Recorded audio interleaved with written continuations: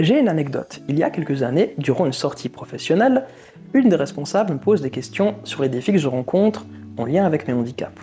Je lui explique, la discussion se passe bien, et elle me dit « Ne vous inquiétez pas Olivier, moi je ne juge pas ». Plus tard, on reprend cette conversation.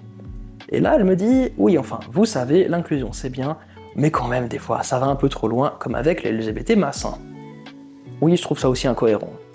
Pourquoi je vous raconte ça? Parce qu'aujourd'hui, j'ai envie de vous parler un peu de jugement. Je précise que je ne parle pas de jugement légitime. Si je vous dis tuer des ondes, ce n'est pas bien, c'est un jugement, mais bon, je pense qu'on sera d'accord pour dire qu'il n'est pas déconnant. Je parle des jugements hâtifs, qui sont souvent blessants, sur un groupe ou une personne.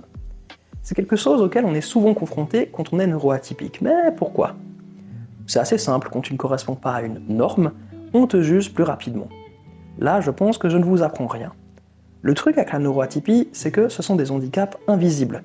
Et l'invisible mène à l'incompréhension, et l'incompréhension mène au côté obscur, au jugement.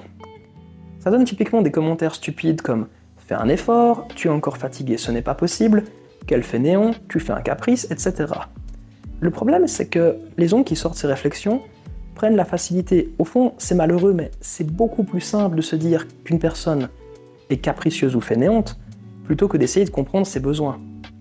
On se concentre sur la neuroatypie, mais bien sûr, tu peux juger tout et n'importe quoi. Et les handicaps ou différences plus visibles ne sont malheureusement pas en reste.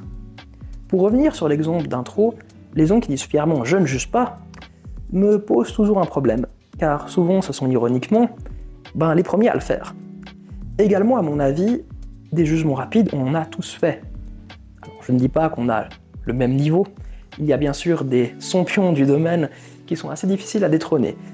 Mais je pense qu'avoir cette humilité est important. Pour moi, juger, ce qu'il faut, c'est surtout éviter la simplicité, en essayant de se détasser de ses a priori, et le mieux, c'est toujours d'écouter les autres et d'essayer de se comprendre.